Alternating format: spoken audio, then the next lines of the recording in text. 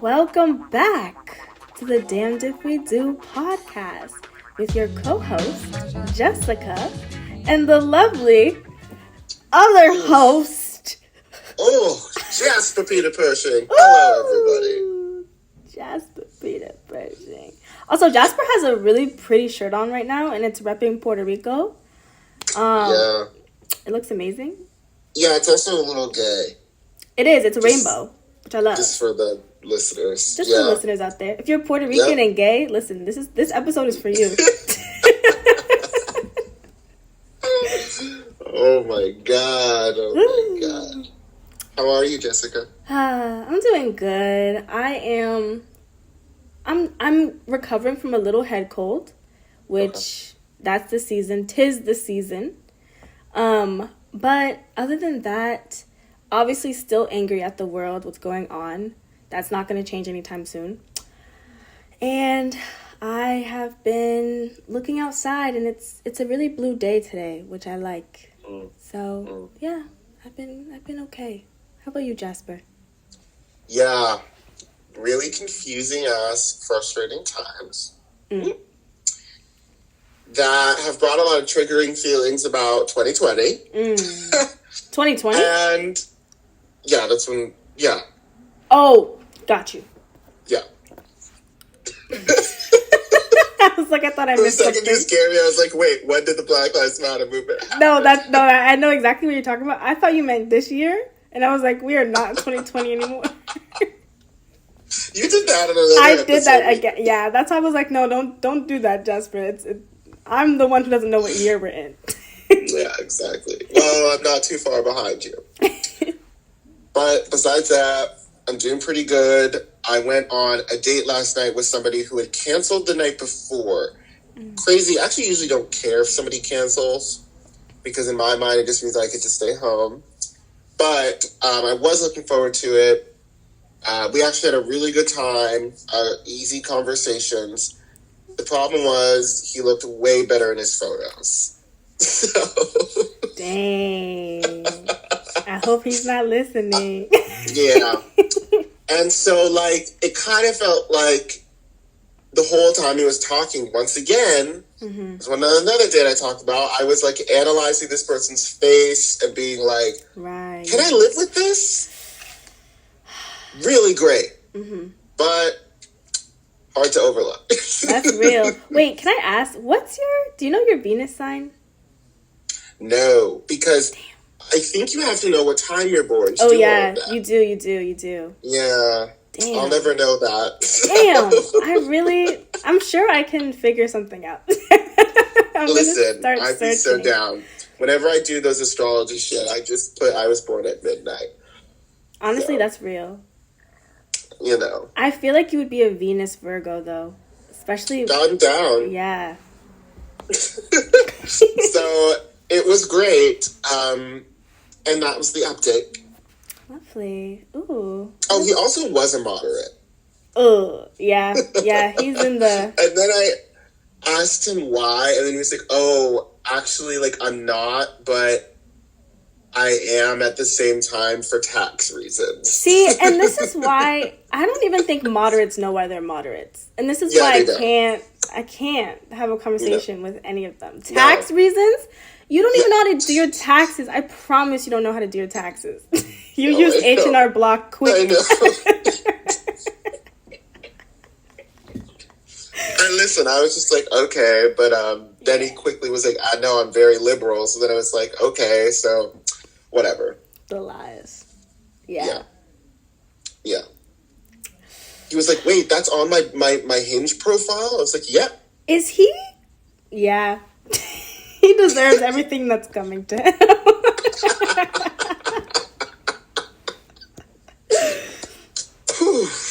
Ooh, that is crazy, Jasper. I swear, Jasper goes on some of the craziest dates. We just need to have a whole episode where Jasper talks about his dating history, because... No, we do not.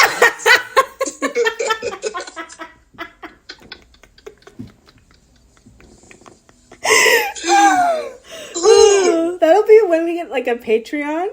That'll be, like, under the paywall. Patreon. Yeah. Yep, but don't think you're getting out of it either, Jessica. Oh, well, Yeah, Oh, no. yeah. I don't have as many crazy dating stories. I think I No, have but you more. have a relationship that I'm thinking about that you could talk a lot about. I sure can. You're not wrong Mm-hmm. about that. I'm still processing that. And that was Yep. like 3 years ago.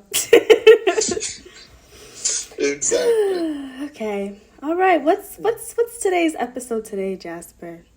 Today's episode is why it feels good to be creative. Ooh. That sounds I love this nice. topic, Yeah. which was by Jessica. Hi. Yeah, I love this topic too. I feel like it's nice to talk about why creativity matters, especially in a world that is so obsessed with capitalism and making money and having a product that you sell, that you exploit people for. I feel like creativity is that saving grace in this world. It allows us to sort of think about why things matter, think about how they matter, and it just feels good. I don't know. Yeah, it does. It does. Yeah, it does feel really good. I feel like it also highlights who we are at our core and takes away the element of capitalism. Well, of course, that could play into it. I think I might have mentioned this before, but I recently had to really dive deep into what it is to explain, what it is to have artistry, at your core. And I feel like this topic sort of speaks to me on that level. And it's something I have been thinking about a lot lately. And I just love being creative because it allows multiple outlets for me and my artistry to shine. I kind of always say, like, whether it's writing or acting, while that in it of itself isn't my artistry, those are the outlets that a large majority of it can show itself. And so I just really love it. It's really great. Yeah. I actually have a quote. Oh, okay. The quote. I know. So, okay, to preface, so it is by Lena Dunham. Okay. A lot of people don't like that woman. No, she's a controversial figure. So I don't know anything about her. Okay. She wrote Girls. Yeah. And people don't like her. Fine. Yeah, I can't speak to that. But she gave a talk at the BAFTA Screenwriters Lecture. They do this series. Mm-hmm. And she said, if you want me, I'm here. And there's nothing I don't want to share. I feel like those two things for me, at least when it comes to my writing, it's like, that is my creativity. It's myself. Yeah. And when people sort of look to me and go, but who are you?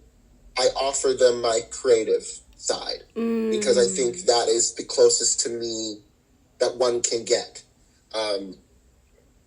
So I just felt like that really felt comfortable. I really appreciated that. And it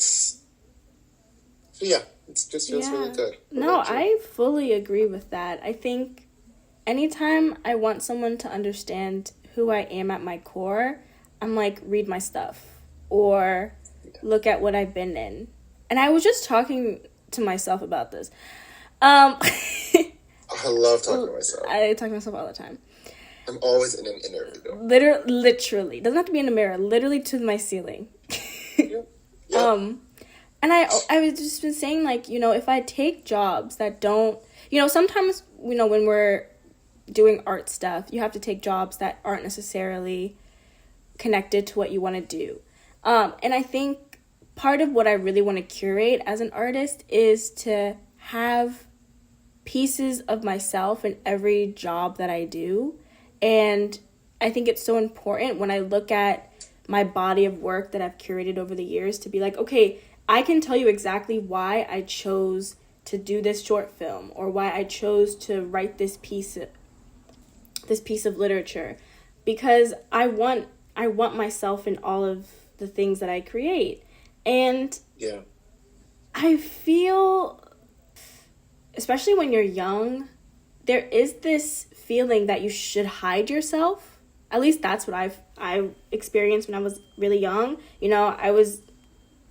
I went to an all-white school. There were a lot of times when being myself wasn't the best answer, and it wasn't the thing that would keep me on the in-group.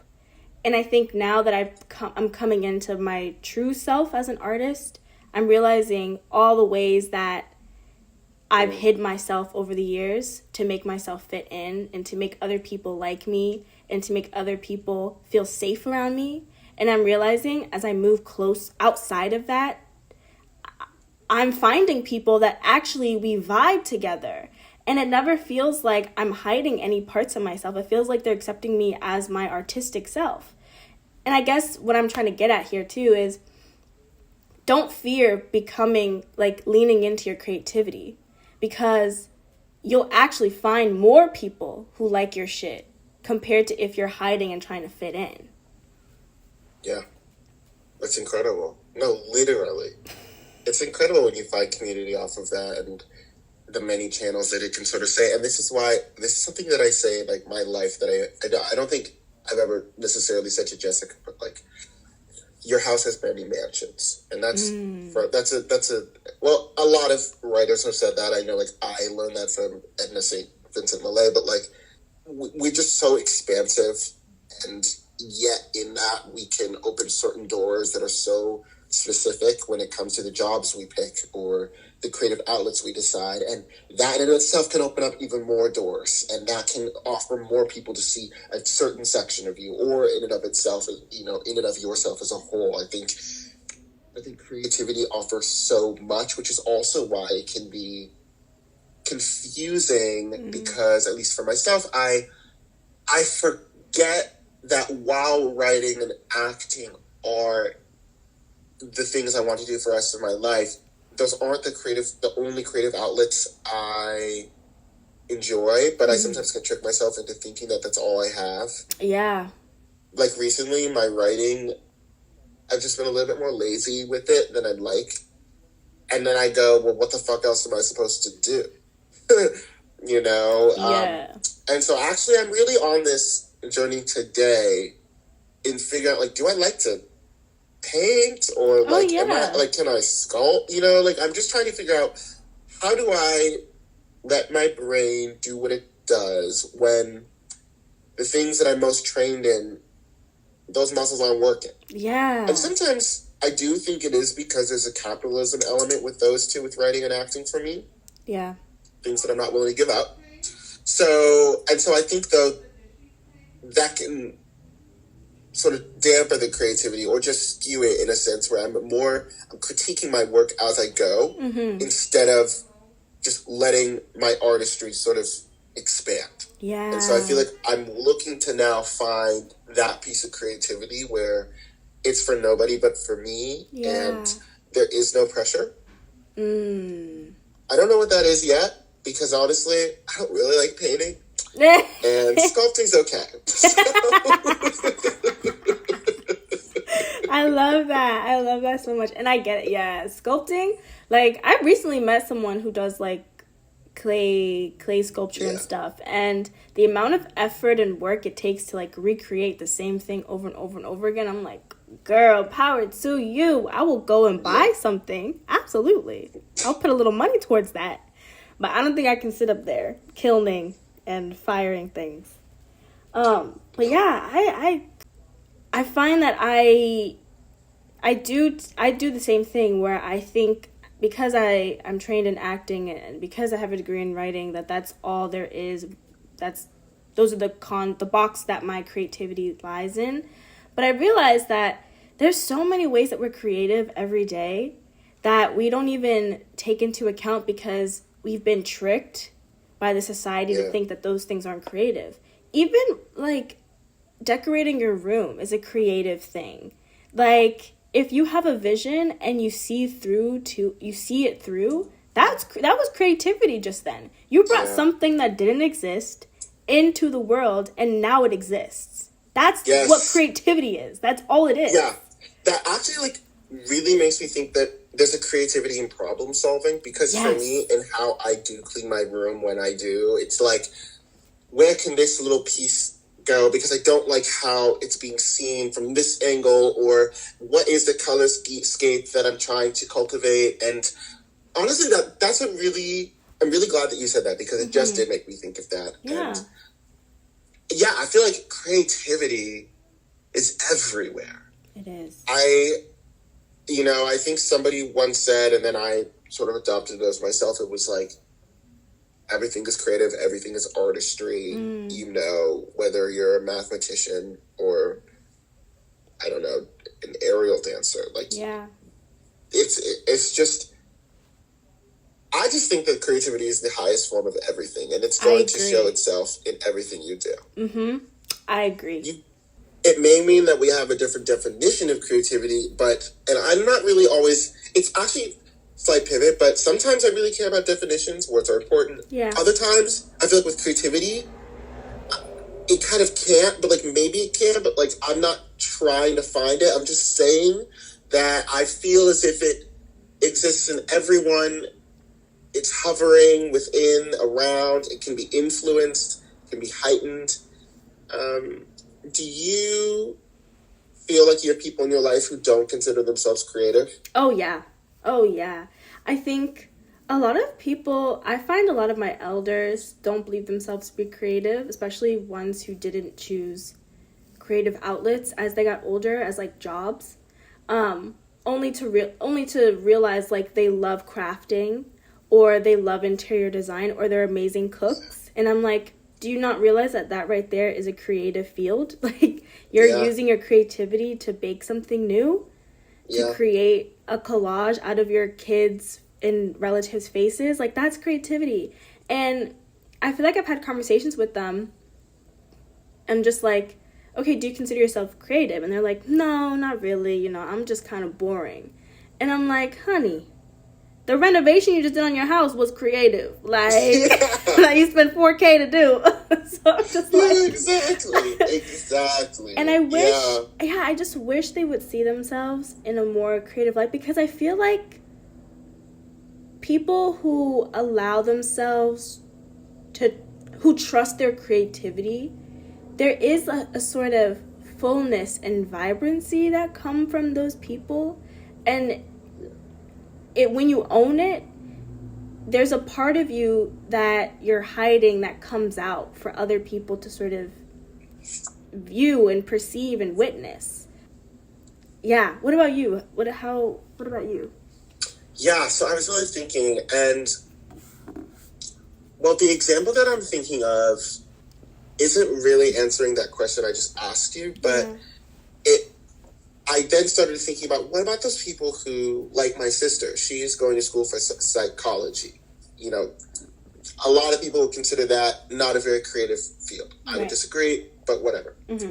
She then goes home and paints and has her creative outlets. And so I just started thinking also about those people who have a separation between the two. And not to put words in her mouth, but, I don't. And so sometimes I do sort of think about if that might be a nice feeling, if I wasn't always consumed in it and always doubting myself and my creativity, and as I said, sort of looking for a creative outlet that I'm not trying to create commission on. Of course, I don't really want that. I love what I do and all that, but there's so many different kinds of people and how they view creativity, and I think if I probably asked some of my aunts, like you said, people who are older than I am, if they would consider themselves creative, no, they might consider themselves like tactical, or, intuitive. But that is creativity. It is. It really is. And so I'm actually probably gonna maybe ask some people, like, do you consider yourself creative? Yeah. I'm very curious about what some people in my life would say. Exactly. And you know what I think it sometimes is like creativity, like you were saying before, sometimes we conflate it with needing a product or needing it to be monetized.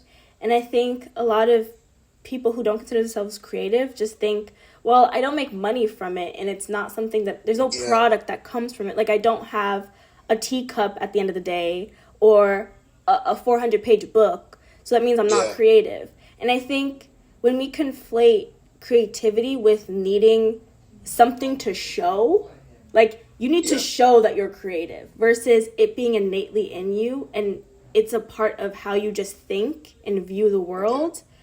I think that's where sometimes it gets really messy. And I hate that. I hate like, I'm always thinking about how, before I ever really started saying that I'm a creative and I want to do art and act and stuff like that, I think it's always, people have always seen it in me, but I've never wanted to, like, take on that title, because it means that I have to have a product. It means I have to have a resume and this and acting reel and this. And I'm like, what if I don't have that? Or what if it's not good enough? And I kept rejecting my creativity because of that, not realizing that it's like the chicken and the egg. You kind of need one to create the other, and you need the other to continue with what you're doing. So yeah, and thank you for saying those things again, because it made me think of two things. One, for those people who also are viewing their creativity, they don't consider themselves creative because it's a product, because there's no product. I also, for myself, need to remember that as well. I'm saying, there doesn't need to be a product for it to be creative, because I'm now so tied into that. So I feel like they too have an honesty to it that I don't, and they're also looking for something that I have. There's like, I think both sides of this have a relationship to creativity that the that the other side could use. And then the other thing that I was thinking of, the cough just fucked everything up. It was really like, that cough really got you. I felt it. It like stopped your thought process. Because I'm starting this, I'm on this medication and I'm sick. But dang it. It was really like, I really liked it too. Can you just repeat what you were saying? I said that we think in order to be creative, we need a product. And then I said I was rejecting myself. Got it. Yeah.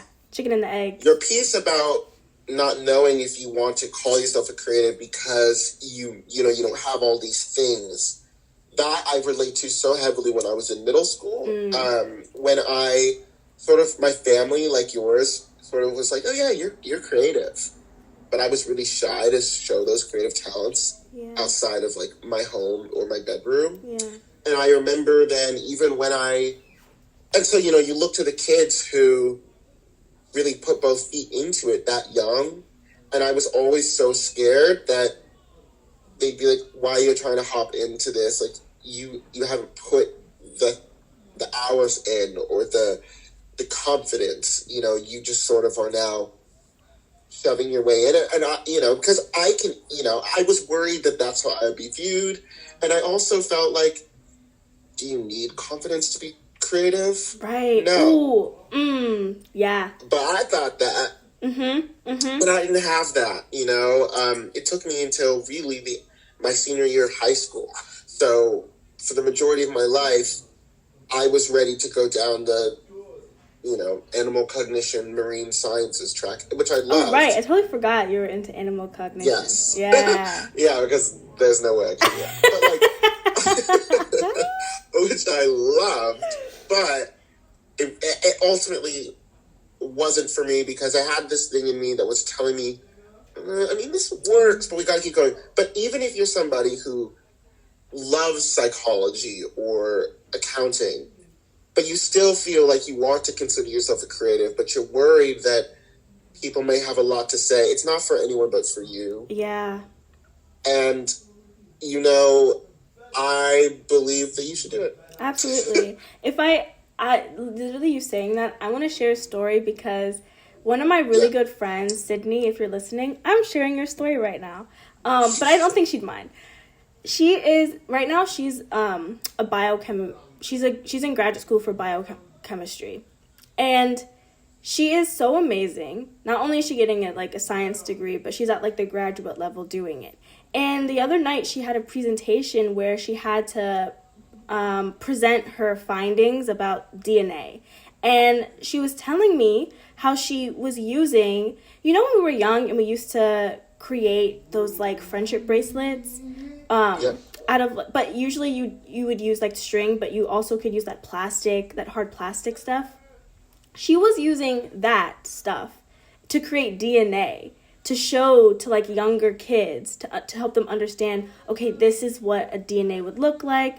This is how it tangles around each other. And I'm just like, that right there is so smart, and it's such a unique way to show kids who would otherwise not know, because it's not a tactile thing, it's in our bodies, how DNA works, to show them that research. And I'm just like, that is how we innovate the world, by utilizing things that we know from our own personal lives, from our own childhoods, creatively adding them into our new research, our findings, whatever we're doing now in our lives. Yeah. And I'm just like, it blew my mind. And I was like, I wish I was at that presentation. And I'm just like, this is what we mean when we say, like, creativity comes in so many different ways. And just because you're not an artist doesn't mean you're not creative. Yes. And then to add to that, I did read this book called Creative Confidence by Tom Kelly and David Kelly. And I don't love all of the book, but it's pretty okay. Yeah. But it did talk about, and tell me what you think about this, creativity is definitely like a muscle you have to work at. But they had this thing about ideas, and that ideas are actually these almost like entities that jump from person to person. And so that's how how we can have like people creating something really similar, and then all that copyright shit happens, and you're like, hey, you stole my idea, but it's like, no, that was my own idea. They think that creativity is something that can jump towards other people, and that if you don't create something and put it into the world, the idea is going to jump to somebody else. Yeah. And I'm like, that's so interesting. I really love that, because I think it, for me, highlights one of my biggest fears about being creative is, this has already been done before.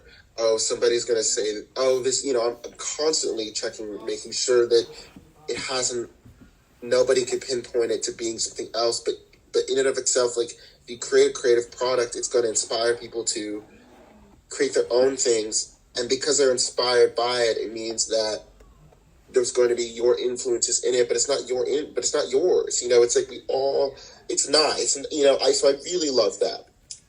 And I also was just about to say, like, it's like creativity is about flexing muscles. Your friend who is now going, hang on, there's a phone, probably be heard. I was going to say something. Oh, you said something about creativity is flexing muscles. Yeah, so it's like your friend. Sorry, oh my God. So your friend who was teaching younger children was like, what's a new way that I could show what I'm doing?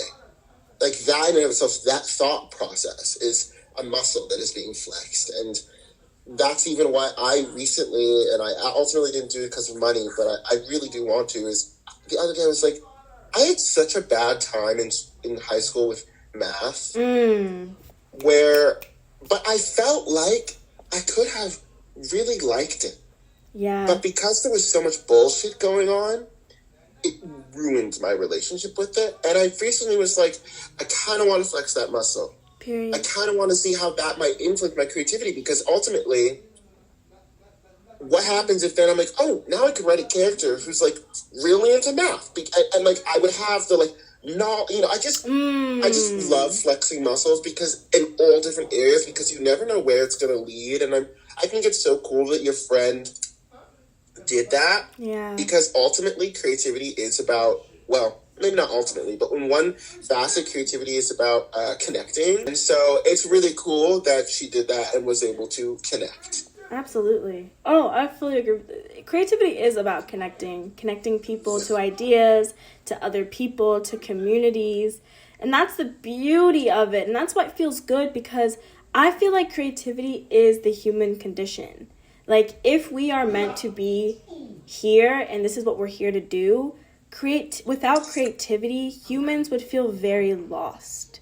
Because think about the world. We have been innovating since day one. First we had rocks, then we had fucking aerospace pilots. Like, come on. Like, humans know everything. Really wild. It's wild. It's like in our DNA to create. And the fact that this society makes us think that that's not what we're supposed to do is so bogus. It's bogus.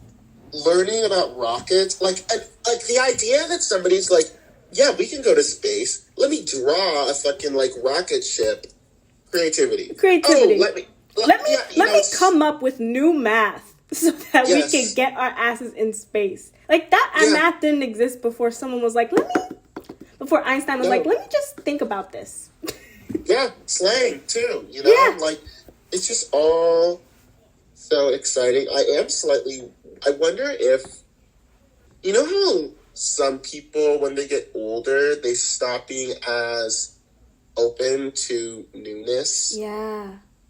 I do wonder if that'll happen to me. That's actually nothing to do with what this is really about. But, like, I just am thinking, like, what happens when I get to an age where I just don't want to be like that? You know, I really want to be, like, open to new creative processes that people are doing that are so much younger than I am. And I want to love new music. I just want to be as open as I am right now.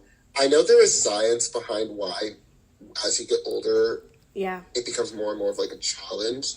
But I know it can be done. And I would really like to be. Because I love creativity. Yeah, that is also one of my fears. I'm like, I really don't want to be the grumpy old grandma who's like, what's that new stuff you listening to, you kids? What is that shit? Like, I don't want to be that grandma. I know. But at the same time, it's like, maybe that is the beauty of creativity, is like, it's there and then you've done all you can and then you're done. But then, like you said, creativity is the muscle. So maybe it's like, as long as you're continuing to flex that muscle throughout all eras of your life, it won't fully leave you. Yeah, and maybe it's even just supporting. Like, maybe when I'm older, I'm like, I don't get what you guys are doing. But I'm not going to be the one that trashes it. You know, I'm just going to be like, keep doing it, you know? Like, because I could point to many times when people are like, what are you doing now? Whether they're my peers or they're older. And it's like, you know, I'm like, oh, well, it's this thing that I'm just, like, doing right now. And I don't know where it's going to lead. And, like, I feel like when I'm older, I'm hoping that I will really love seeing that in still my peers and also in young people. So I definitely agree. Yeah, creativity. And also, like, there's something that I heard today, and it was like, okay, so, like, I wasn't raised with religion or with God in mind. But so it's like God gave us gifts. And, you know, we should use those gifts. And and so if by the time that I feel like I don't get what's going on, I hope that means that I've used my gift. Ooh, I love that. That's all I hope that means, you know? Yeah, absolutely. Oh, yeah. That's so good. I feel like that's such a good way to leave. We're at the 34-minute mark. Yeah. Yeah. I think it is. Are there any last... Ooh, what? I think your sound went out. It's hard. Oh, there we go. Okay, we're back. We're back, baby. Yeah. It does that sometimes. Isn't that fun? We love that. But any closing remarks, Jasper, that you'd like to make?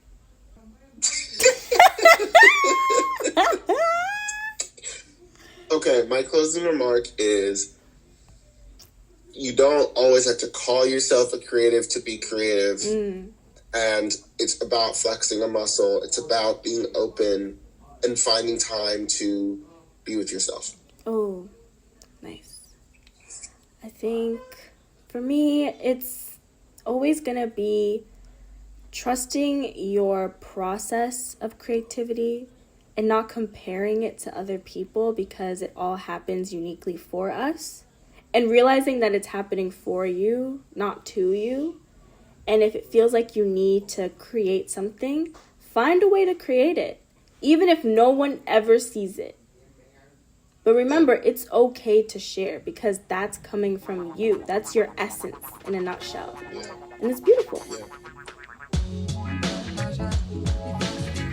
All right, you guys. We'll see you later. See you later. Ta-ta for now.